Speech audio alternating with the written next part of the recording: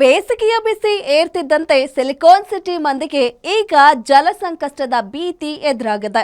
ಕಳೆದ ಬಾರಿ ಉತ್ತಮ ಮಳೆಯಾಗಿದ್ರೂ ಬೆಂಗಳೂರಿನ ಕೆರೆಗಳು ಮಾತ್ರ ಬೇಸಿಗೆಯ ಹೊಡೆತಕ್ಕೆ ಬಸವಳಿತಿದೆ. ಐಟಿ ಸಿಟಿಯಲ್ಲಿ ಹನಿ ನೀರಿಗೂ ಬಂಗಾರದ ಬೆಲೆ ತೆರಬೇಕಾದ ಪರಿಸ್ಥಿತಿ ಬಂದೊದಗಿದೆಯಾ? ನಗರದ ಕೆರೆಗಳ ಇಂದಿನ ದಾರುಣ ಸ್ಥಿತಿ ಬಗ್ಗೆ ಎಲ್ಲಿದೆ ಒಂದು ಕಂಪ್ಲೀಟ್ ರಿಪೋರ್ಟ್.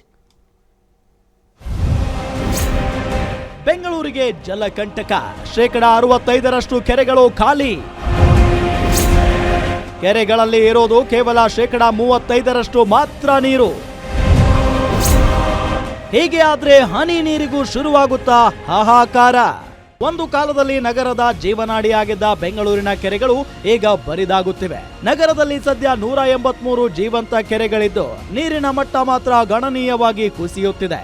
ಈ ಕೆರೆಗಳ ಒಟ್ಟು ಶೇಖರಣಾ ಸಾಮರ್ಥ್ಯ 30,717 ದಶಲಕ್ಷ ಲೀಟರ್ಗಳಾಗಿದ್ದರೂ ಸದ್ಯ ಲಭ್ಯವಿರುವುದು ಕೇವಲ 10,959 ದಶಲಕ್ಷ ಲೀಟರ್ ಮಾತ್ರ. ಅಂದ್ರೆ ನಗರದ 65% ಕೆರೆಗಳು ಈಗಾಗಲೇ ಖಾಲಿಯಾಗಿವೆ. ಕೆರೆಗಳ ಸದ್ಯದ ಸ್ಥಿತಿ: ಸಂಪೂರ್ಣ ಖಾಲಿ 66 ಕೆರೆಗಳು, 25%ಗಿಂತ ಕಡಿಮೆ 34 ಕೆರೆಗಳು, 25% ರಿಂದ 50% 44 ಕೆರೆಗಳು, 50 ರಿಂದ 75% 26 ಕೆರೆಗಳು, 80% ಭರ್ತಿ ಕೇವಲ 13 ಕೆರೆಗಳು.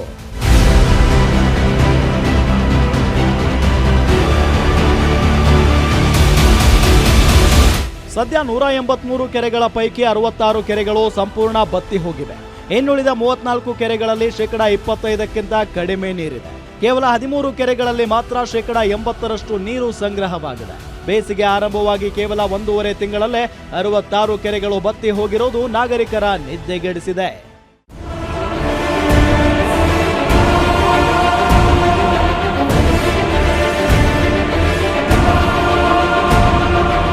ಇನ್ನು ಮಹದೇವಪುರ ವಲಯದ ಸ್ಥಿತಿಯಂತೂ ಶೋಚನೀಯ. ಇಲ್ಲಿನ 51 ಕೆರೆಗಳಲ್ಲಿ 21 ಕೆರೆಗಳು ಒಣಗಿ ನಿಂತಿವೆ. ಕೆರೆಗಳಲ್ಲಿ ಹೂಳು ತುಂಬಿರೋದು ಈ ಸಮಸ್ಯೆಗೆ ಪ್ರಮುಖ ಕಾರಣ ಎನ್ನಲಾಗ್ತಾ ಇದೆ. ನಗರದ 68 ಕೆರೆಗಳಲ್ಲಿ ಹೂಳು ತುಂಬಿದ್ದು 12ಕ್ಕೂ ಹೆಚ್ಚು ಕೆರೆಗಳಲ್ಲಿ ಕಳೆ ಸಸ್ಯಗಳು ಆವರಿಸಿವೆ.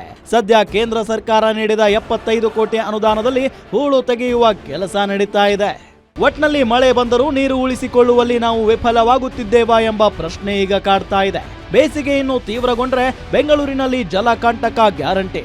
ಈಗಲೇ ಎಚ್ಚೆತ್ತುಕೊಂಡು ಕೆರೆಗಳ ಸಂರಕ್ಷಣೆ ಮಾಡದಿದ್ರೆ ನಗರದಲ್ಲಿ ಹನಿ ನೀರಿಗೂ ಹಾಹಾಕಾರ ಸೃಷ್ಟಿಯಾಗೋದ್ರಲ್ಲಿ ಸಂಶಯವೇ ಇಲ್ಲ. ಉಲ್ಲಾಸಿಯಸ್ ಕಿರುವಾಸೆ, ಗ್ಯಾರಂಟಿ ನ್ಯೂಸ್, ಬೆಂಗಳೂರು.